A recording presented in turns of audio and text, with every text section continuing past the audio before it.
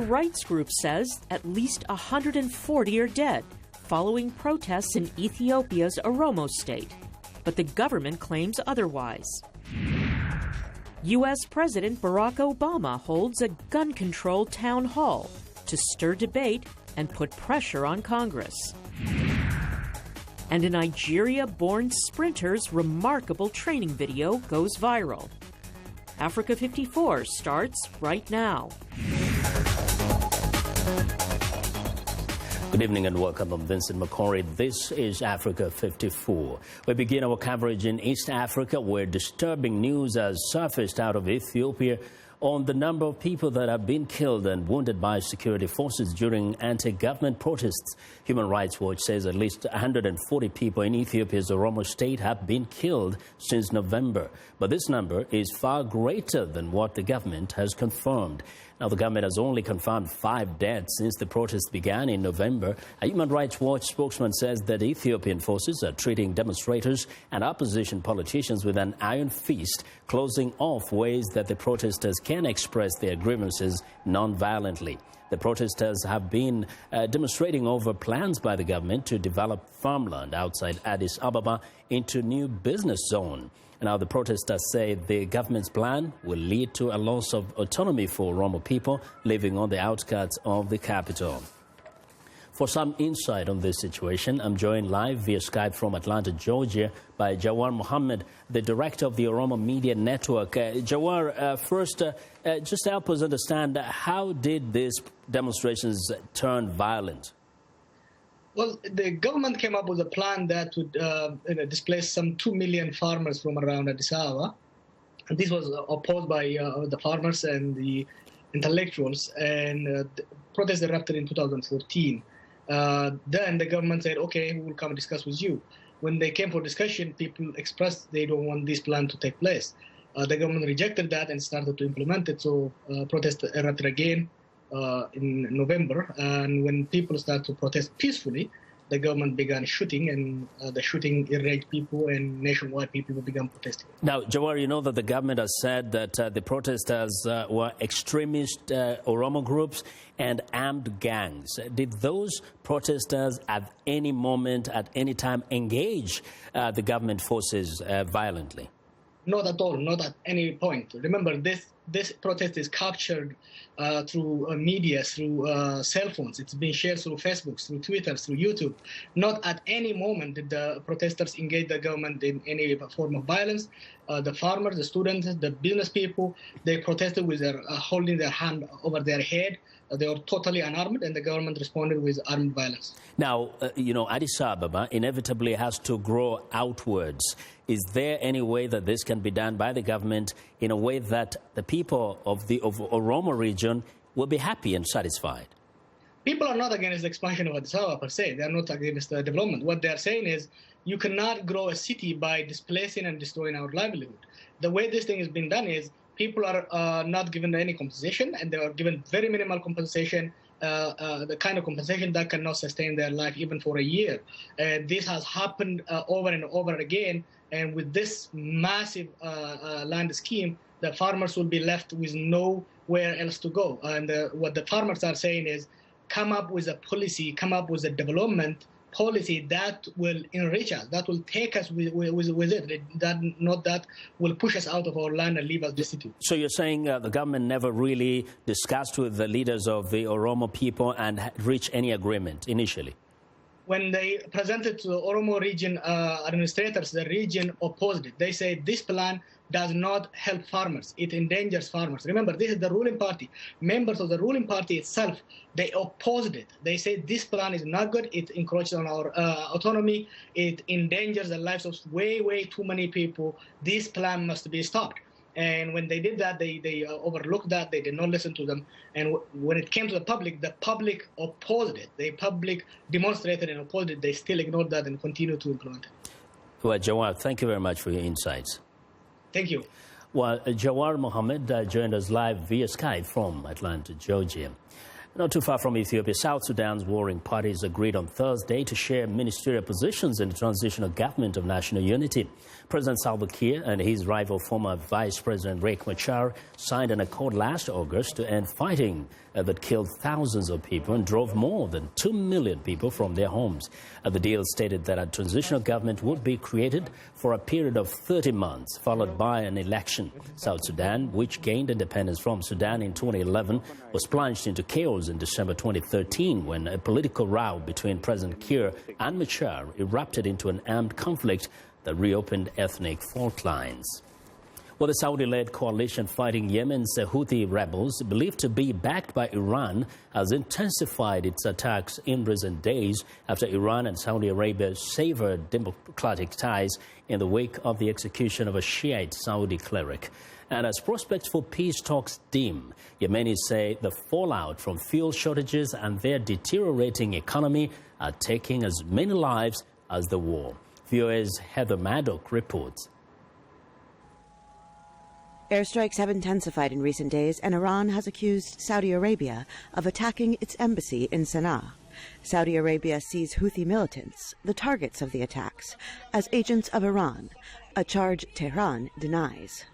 The relentlessness of the Yemen war has made mere survival more and more difficult. Yemenis say the economic crisis and mass fuel shortages can be as deadly as the war.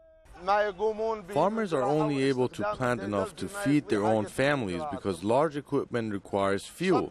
This harms the entire country.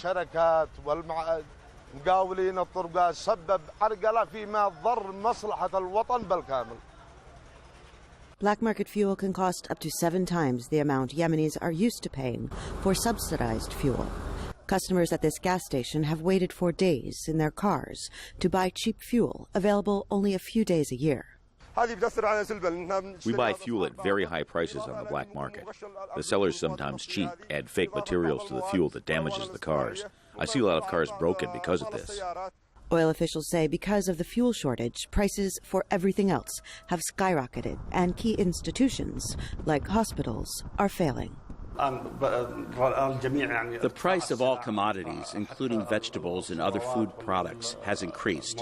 More and more people are dying because of this, the lack of electricity, and the lack of fuel to keep the hospitals operating. The war in Yemen is widely believed to be a proxy war between Saudi Arabia and Iran, the two largest powers in the region. But in Sana'a, residents point out that while the power players may be locked in battle here, the victims are all Yemeni. Heather Murdoch, VOA News, Cairo. Well, Parisians are marking a solemn anniversary this week. It's been 1 year since the Islamic State inspired terrorist attacks on the Charlie Hebdo satirical magazine and on a Jewish supermarket that left a total of 17 people dead. But as Linda Ring reports, the battle against the Islamic State looks very different this January than last year.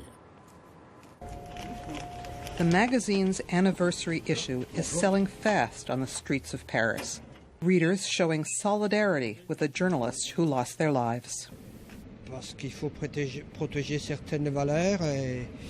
You have to protect certain values, and I am 100% behind the ideas of Charlie Hebdo and with these people.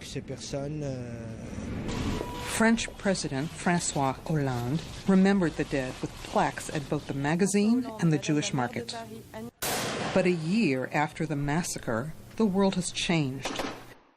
Iraqi and Kurdish soldiers, helped by months of Allied air support against ISIS, are gaining ground in Syria and Iraq. We believe in Iraq it's about 40%. In Syria, harder to get a good number. We think it's kind of under 20, and altogether around 30%, we believe, taken together, Iraq and Syria. But the victories don't come easily. More than a week after recapturing Ramadi, Iraqi soldiers are still looking for jihadist fighters who may be holding local residents. We had no food, no water for 10 days. We were trapped. Today the soldiers asked us to leave our houses. Thank God they saved us. The women were losing consciousness due to the lack of food. We had to drink stinky water. Some analysts say that ISIS has turned up the volume of its propaganda war. This is a message to David Cameron. O slave of the White House, O mule of the Jews. In an unverified internet video, the man claims that Britain will be under IS control. The video goes on to show the execution of 5 men accused of spying for the West. Prime Minister Cameron called the message despicable and vowed that the West will win. Our values are so much stronger than theirs that it may take a very long time, but they will be defeated. A defeat likely to come too late for this little boy, a British child shown in the IS video repeating the group's propaganda. Linda Ring, VOA News, Washington. U.S. President Barack Obama is urging Americans to pressure Congress to tighten gun laws after a string of shooting massacres across the country. During a town hall-style meeting in Fairfax, Virginia, just outside Washington late Thursday, the president heard from people on both sides of the controversial issue. VOA White House correspondent Mary Alice Salinas has more. The President of the United States, Barack Obama. The town hall, broadcast by CNN, centered on the controversial question, how far should the government go to restrict access to firearms? The president said the U.S. can do more and still protect Americans' constitutional right to own a weapon. I respect the Second Amendment, but all of us can agree that it makes sense to do everything we can to keep guns out of the hands of people who would try to do others harm. Earlier, Obama announced executive actions, including expanded background checks and law enforcement. He again chided the Republican-led Congress for rejecting efforts to toughen gun laws and accused lawmakers of bowing to the powerful National Rifle Association lobby. The NRA rejected an invitation to join the town hall. But the president did hear from skeptics, including this rape victim and mother of 2. So why can't your administration see that these restrictions that you're putting to make it harder for me to own a gun or harder for me to take that where I need to be is actually just making my kids and I less safe? There really is nothing that we're proposing that prevents you or makes it harder for you to purchase a firearm if you need one. Gun lobby groups have threatened court action. If the president tries to extend licensure requirements to hobbyists or personal collectors of firearms who sell guns occasionally at gun shows or elsewhere, as a matter of, hobby or personal collection, that would certainly be problematic. Others say only Congress can address the biggest flaws in gun control laws. In order to really truly get at these issues, it takes legislation and it takes a Congress willing to stand up to the gun lobby and to voice what the American people have been voicing for 3 years now, which is enough and we need to close these gaps. The White House says the president plans to keep the debate alive and pushing for voters to counter the pro-gun lobby in Washington. Mary Alice Salinas, VOA News, the White House. We want to know what you think about Africa 54 and the stories we cover. Join the conversation on Facebook. The address is Africa54 and check out our headlines 24/7 on voaafrica.com. Find me on Twitter at VOA Vincent Makori. Well, coming up, cutting-edge car technology at the Consumer Electronics Show in Las Vegas. Stay with us.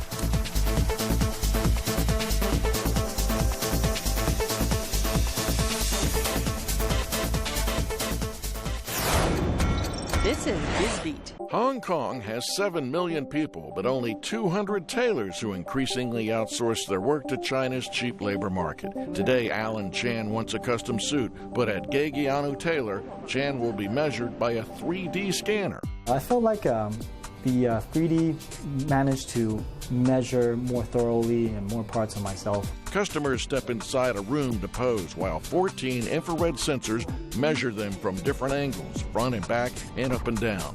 3D body scanners can take 120 measurements in 10 seconds, and the information goes to an application on the tailor's tablet. Matthew Lee is the owner of Gegiano and says 3D makes the process better and easier and also might inspire more young people to enter the trade. It's either a dying trade or we can revitalize it with technology that could keep a better record of their knowledge. For VOA's BizBeat, I'm Philip Alexio.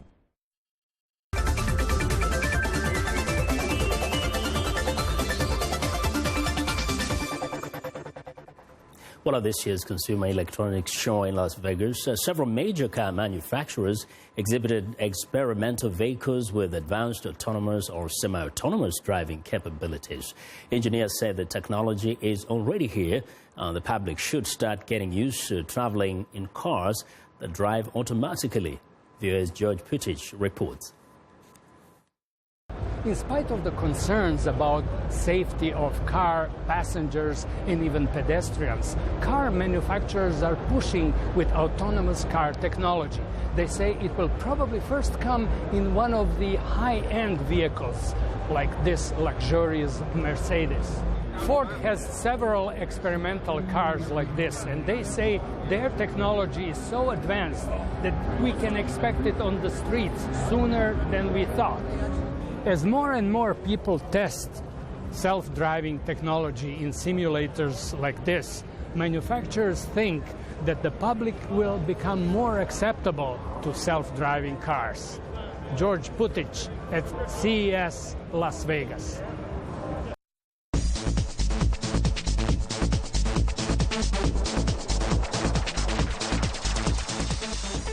Well, the psychological effects of war, discrimination, or violent extremism can last for generations, but victims in several countries are being helped to return to their normal lives through innovative local programs.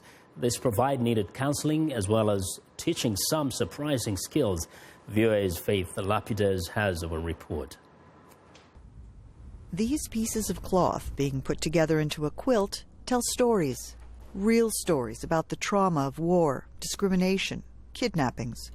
They were made by the victims who suffered but survived, or relatives of those who didn't.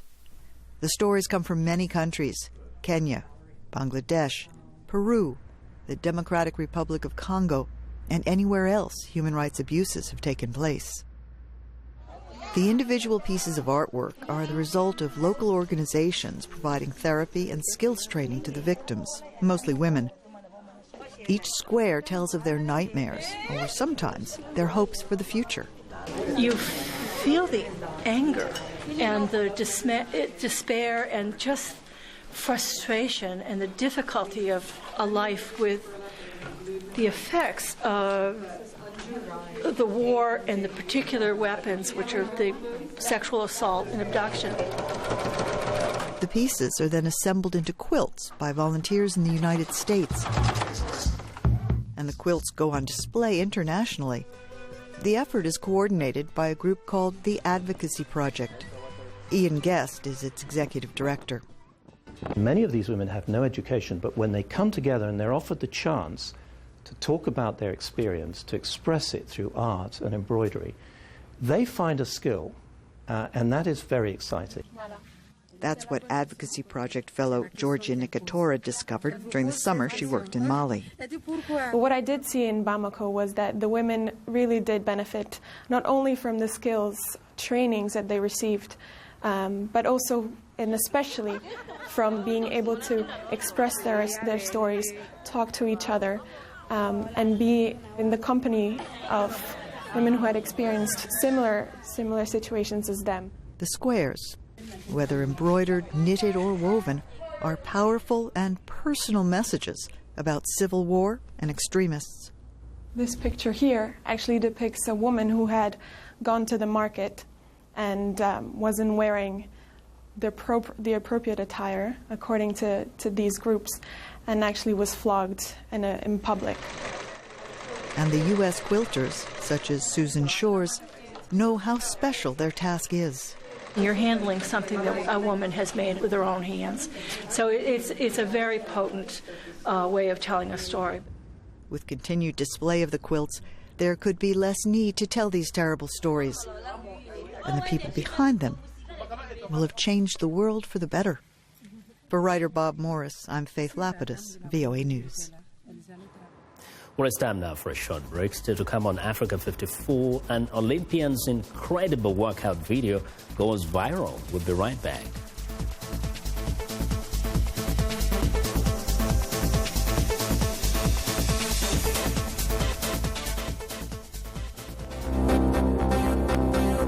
If you've just joined us, I'm Mariama Diallo, and here is a quick recap of today's headlines.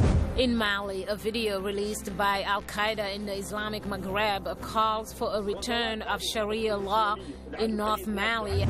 In the Central African Republic, provisional results show Anissé Georges Dologele and Faustin Archange Touadéra will vie for presidency in the final round of voting in January 31st. In Libya, a truck bomb in Zliten kills at least 60 police officers and wounds 200 others.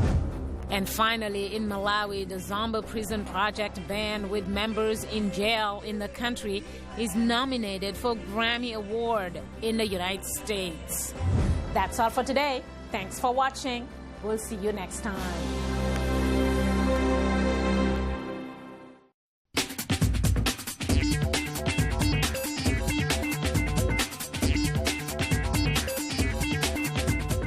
Welcome back to Africa 54. Here's what's trending.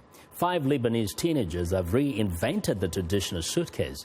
They have designed a smart suitcase that follows its owner, giving their invention the name Follow Me Suitcase. It could mean that lost luggage and carrying heavy bags will become a thing of the past. The Lebanese students' innovation has sensors and an infrared system. The owner wears an anklet which enables the case to follow its user.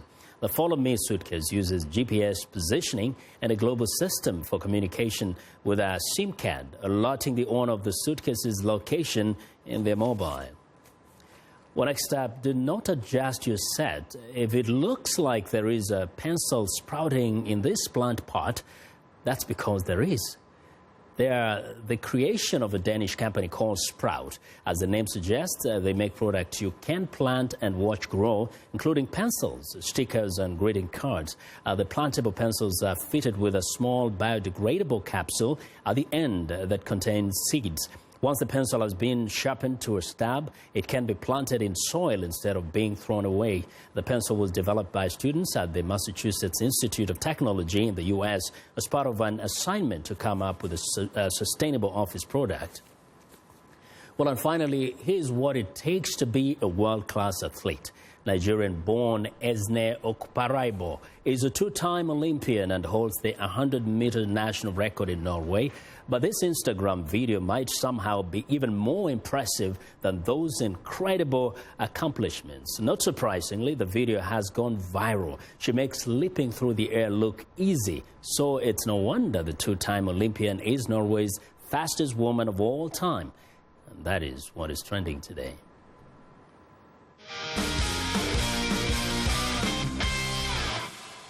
Well, it's time now for a sports report, and Sunny Young with the sunny side of sports joins us to talk about African footballers. Sunny?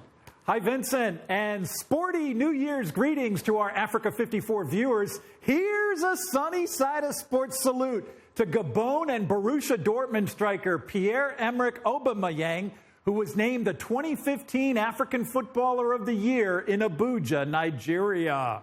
The 26-year-old Aubameyang has been banging in goals in Germany's Bundesliga. He's currently the league's top scorer with 18 goals. And since joining Dortmund in 2013, he's scored 47 goals overall. Aubameyang defeated 4-time winner Yaya Toure of Ivory Coast and Andre Ayew of Ghana in voting by coaches and technical directors of African national teams. He says beating great players like Toure and Ayew is a real thrill. You know, when next to you there are players like Yaya Toure, Andre Ayew, it's a greater moment to win the trophy in front of them because they are great players, and I have a lot of admiration for them. And let's give another sunny side of sports salute to Gael and Ganamuit of Cameroon, who was named the 2015 African Women's Player of the Year at the awards ceremony in Abuja. I encourage our Africa 54 viewers to check out my Sunny Side of Sports blog. My latest blog post is titled Ghana's Comey Fighter to Watch in 2016. And I write about undefeated Ghanaian gladiator Richard Comey. Comey could get a world title shot in 2016. He's a power puncher, and his career record reflects his hard-hitting style. Comey has won all 23 of his pro bouts, and only 2 have gone the distance. Richard Comey, an African fighter to watch in 2016. I'm VOA's Sonny Young, and that's the sunny side of sports. Vincent? Well, thanks a lot, Sonny, and be sure to watch this sensational Sonny Young every Monday and Friday right here on Africa 54. And that's our show for today. Be sure to watch Africa 54 on our website at voaafrica.com. We'll leave you now with African Thriller. This is a song by Ghanaian Grammy nominee reggae star Rocky Dawumi. Another Ghanaian.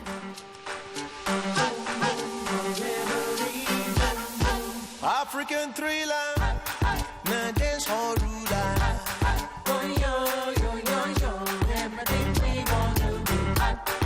African Thriller, na dance hall ruler.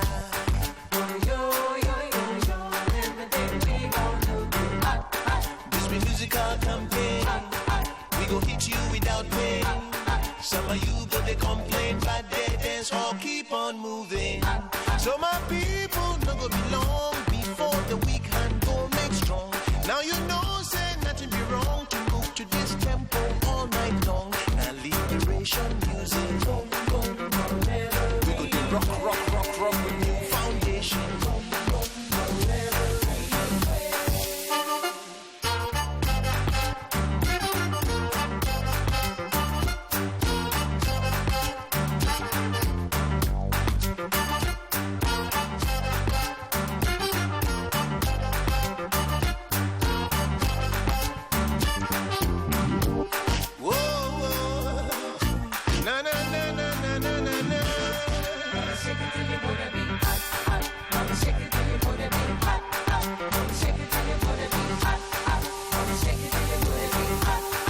African Thriller, na dance all ruler.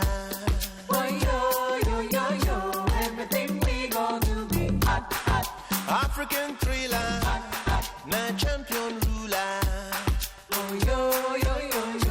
Everything we gon' do be hot, hot. Now you know I get them moves to supply you with the groove. Now the rhythm go control conscious rocking dance or party. So my people gather around, feel this excitement from head to toe. Everybody open your eyes, now this be time where we fall do so. Now this sweet sensation, feel the rush, vibration.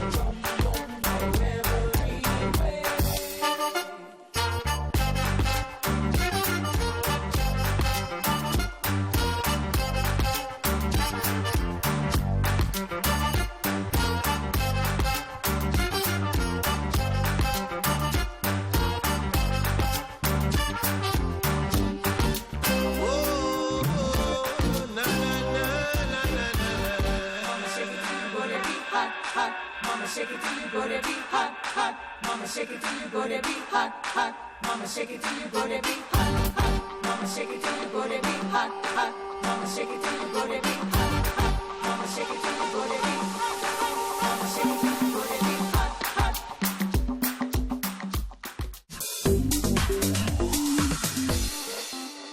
Welcome to English in a Minute.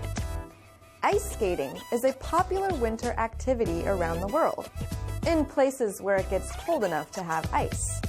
Here's an American English idiom that relates to ice skating. Oh, I'm thinking about calling in sick to work. I just don't feel well. But I've already missed a few days this month. Well, you don't want to miss too much work. You could be skating on thin ice with your boss. Skating on thin ice means you are doing something that could get you into trouble. The expression comes from skating outdoors in the winter on a frozen lake or pond. Skating on ice that is too thin is dangerous. In this example, missing too much work could get you into trouble. And that's English in a Minute.